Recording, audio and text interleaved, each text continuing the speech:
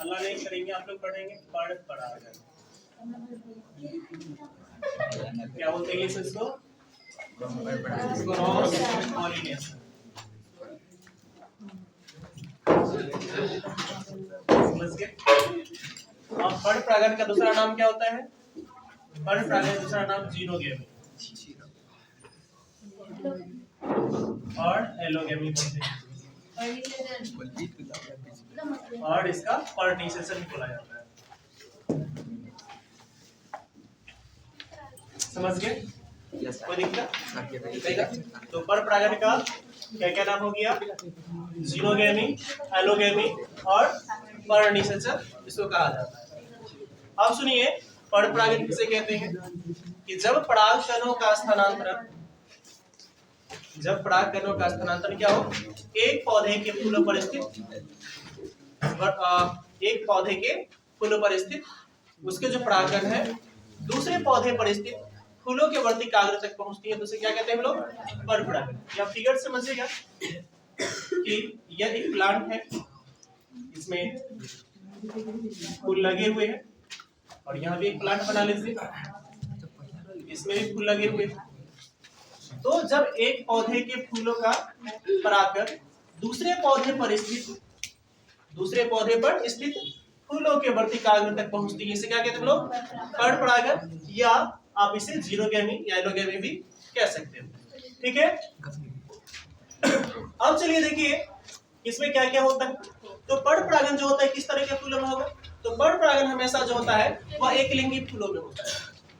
पर परागन हमेशा एकलिंगी फूलों में होता है, लेकिन कभी कभी द्विलिंगी फूलों में भी होता है पर परागन। समझ गए?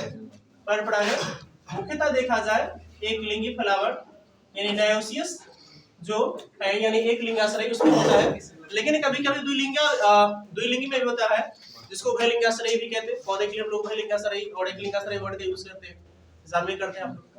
ठीक ना? अब चलो देखो तो द्विलिंगी में कैसे होता है वो समझते हैं कि द्विलिंगी में कैसे होगा पर परागन। समझे? तो द्विलिंगी में कैसे होगा कि जब हम देखें कि परागकण अलग, जो उसमें परागकोश और वर्तिकाग्र जब दोनों अलग अलग समय पर परिपक्व होते हैं तो उसमें क्या होंगे? पर परागन होगा। समझ गए?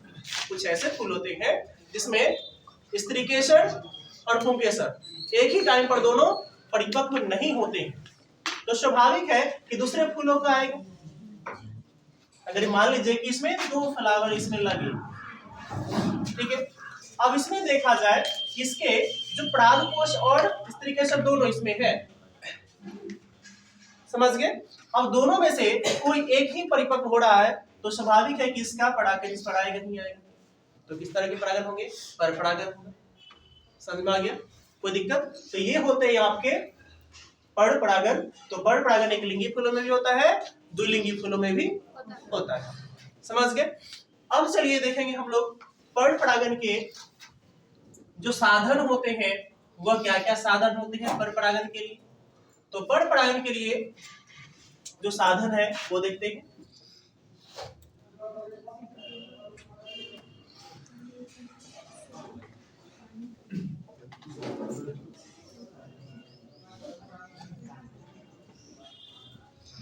पर परागन के साधन, तो पर परागन के दो साधन होते हैं।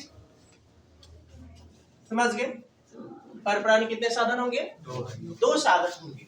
अब ये दो साधन कौन कौन सा होता है? एक होता है एबायोटिक और दूसरा होता है बायोटिक। समझ गए? पर परागन कितने साधन? दो साधन, एक एबायोटिक दूसरा बायोटिक। अब एबायोटिक में क्या क्या आता है? तो एबायोटिक में आपका जो आता है वह वायु होता है, वायु परागन, और दूसरा जो है वह जल परागन होता है। समझ गए? अब वायु परागन को इंग्लिश में क्या होता है? एनेमोफिली। समझ गए? और जल परागन क्या बोलते हैं? हाइड्रोफिली परागन बोलते हैं। कोई दिक्कत? तो ये एबायोटिक यानी अजैविक विधि से क्या होता है? इसमें परागन क्रिया होती है। दूसरा है बायोटिक फैक्टर। समझ गए? अब बायोटिक में क्या क्या आता है? तो बायोटिक में आपका कीट परागन, कीट परागन, इसको क्या बोला जाता है इंग्लिश में? एंटेमोफिली। इंटेमोफिली परागन। दूसरा होता है आपका पक्षी परागन। पक्षी परागन, पक्षी परागन क्या बोला जाता है? ऑर्निथोफिली।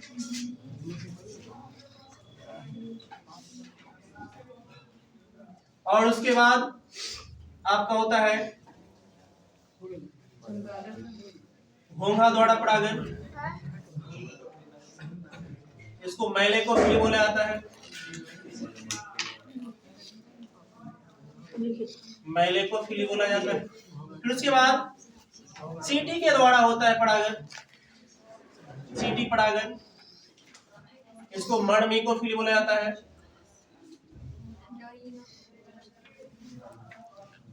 फिर उसके बाद चमगादड़ द्वारा होता है, इसको चिपरेटोफिली बोला जाता है।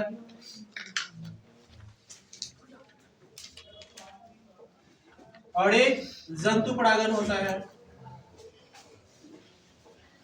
इसको जूफिली बोला जाता है। समझ गए? कोई दिक्कत नहीं ना? तो ये पर परागन के कितने साधन? 2 साधन हुए। अब 2 साधन में एक एबायोटिक, दूसरा बायोटिक, यानी अजैविक और जैविक। अजैविक यानी समझ रहे हैं जो निर्जीव होते, और बायोटिक यानी जो सजीव। तो जब निर्जीव के द्वारा होता है तो निर्जीव में 2 तरह के आते हैं, समझ गए? वायु द्वारा परागन, यानी हवा के द्वारा जो परागन क्रिया होती है उसको वायु परागन कहते हैं। ठीक है, सब डिटेल से पढ़ेंगे एक एक करके। फिर उसके बाद जल परागन है। तो जल परागन में क्या होता है? जो जल के द्वारा परागन होता है। तो कुछ ऐसे फूल है जिसमें जल के द्वारा परागन होता है, उसको जल परागन कहेंगे। कीट परागन है तो कीट परागन को इंटेमोफिली कहते हैं, समझ गए? पक्षी परागन ऑर्निथोफिली है, घोंघा परागन मैल्कोफिली है, समझ गए? और चींटी द्वारा परागन मणिकोफिली है, चमगादड़ परागन चिपरेटोफिली, जंतु परागन जूफिली है। इस तरह से ये सभी परागन को हम लोग एक करके पढ़ेंगे, समझ गए?